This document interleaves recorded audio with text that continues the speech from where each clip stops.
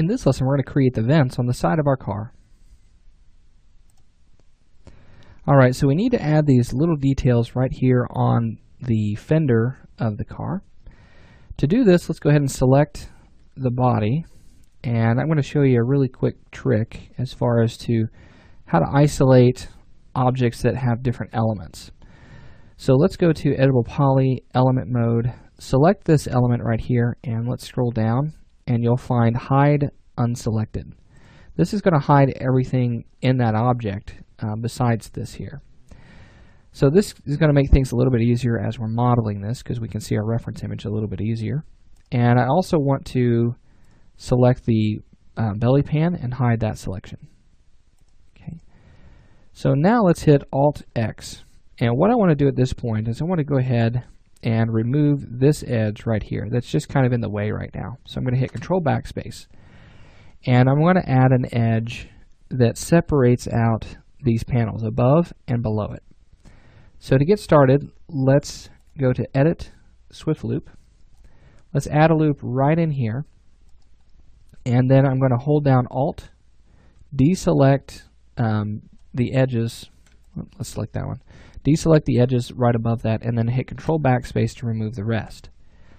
Let's double click on this edge. Let's make sure that we have edge constraints turned on. And then I'm going to make planar in the Y direction. That's going to give me this nice straight line.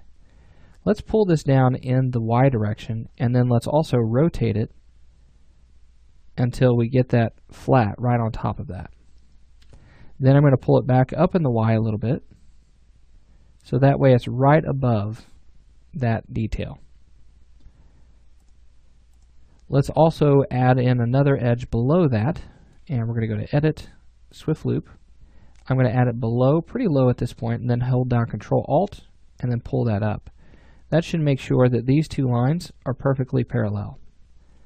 Let me actually hit Control Z one time. Let me pull that up just a little bit higher. Try that again. There we go. Pull that up just a little bit higher, but not all the way. About the same distance from here to here as here to here. Now I need to add one more loop. Now actually, you know what? I think I can deal with how many I have. Yeah. Let's go ahead and go to Vertex Mode. Let's pull this over until that's right in the center between these two vents. Let's take this one, pull that over, and then same thing here. And then I'm going to take this and just kind of pull it over a little bit just to kind of soften that line. Make it a little more straight. We'll take this, we'll pull that over. Okay, so you should have something that looks like this.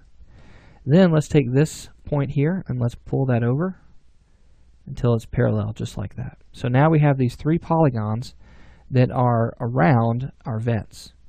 Now to actually get that detail, let's select these three polygons and let's turn off our constraints. And we're going to use Inset. Use your settings, and instead of using by group, let's do by polygon. That will separate out those elements. Pull that down until you reach the top and bottom of that, so around 0.4 should be a good value, and then hit OK. Then what we'll do is we'll go to Vertex Mode, and we'll simply move these vertices. Oops, let's make sure that the edge constraint is turned on. Let's pull this over until it meets the corners. Okay, so just like that.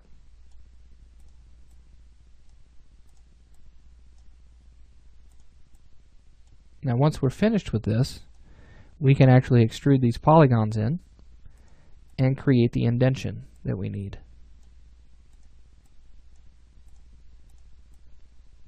Okay, so let's go to Polygon Mode, select those three, and we want to extrude those. And I'm going to extrude those in a negative direction, so hit Alt-X so we can see that a little bit better. And let's see, negative 0.1. That'll give us a good value. Let's hit plus on that, and then we'll say negative 0.2. Hit plus again, and then we'll say negative 0.1. And then hit OK. Now let's inset the inside of that just a little bit. So let's do negative, or actually not negative, but let's do 0.5. Let's do 0.1. There we go. Hit OK on that, and there we go. So now we have these details. Now let's take a look at it with our Turbo Smooth. You're going to notice a problem here. We look very round.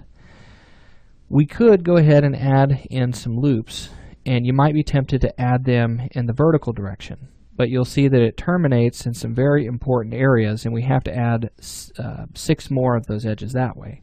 Instead, let's add them right across the center like this, and they'll terminate in some very convenient places, and we only have to add 2 of these segments.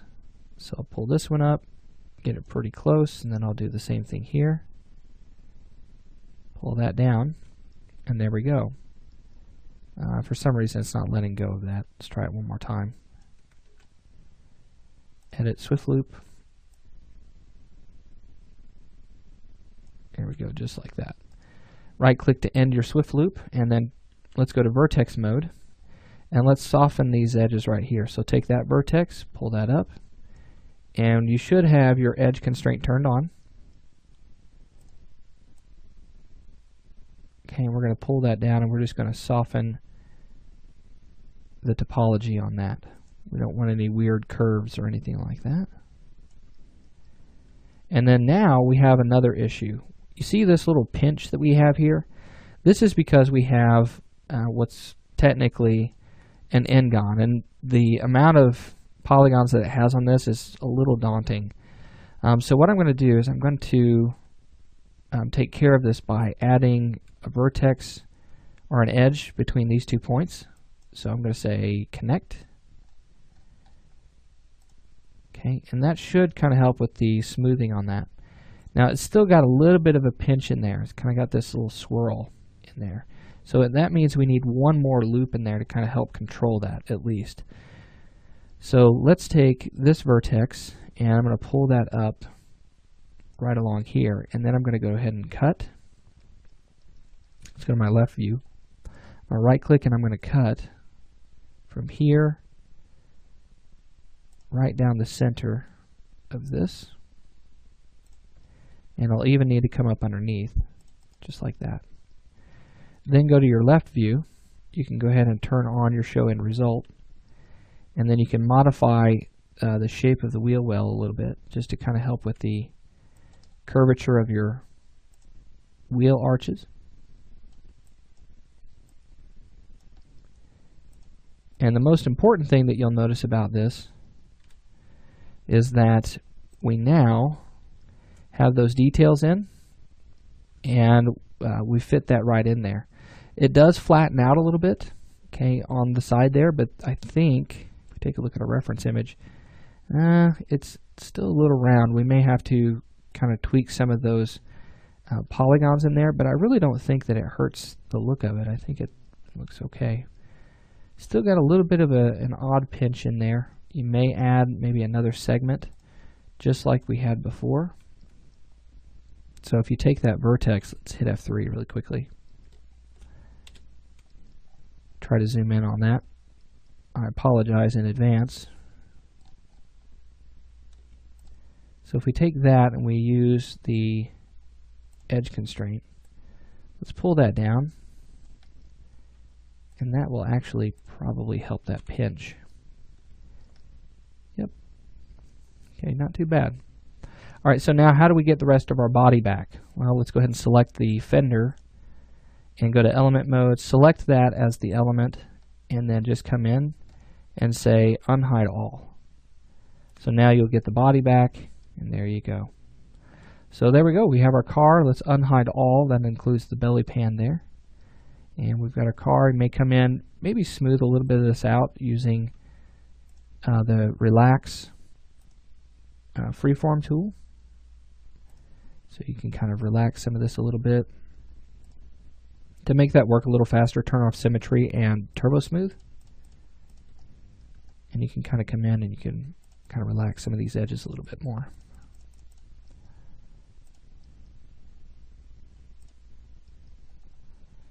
I'm also going to, let's double click on this edge here. And well, let's just click on it at least. And let me double click on that loop. Let's have our edge constraint turned on, let's think about pulling that down a little bit more. Pull it down just like that, and we'll take this, pull that across.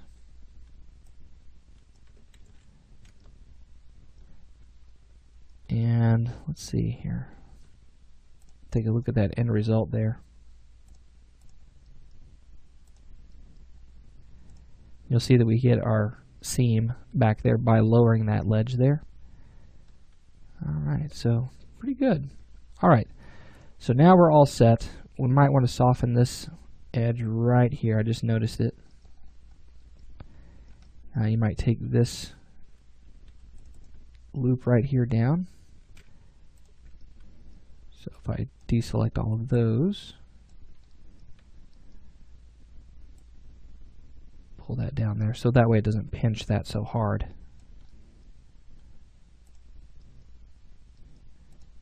There we go. Okay. So the next thing that we need to do, we've done our fuel port, we have done the vents along the side.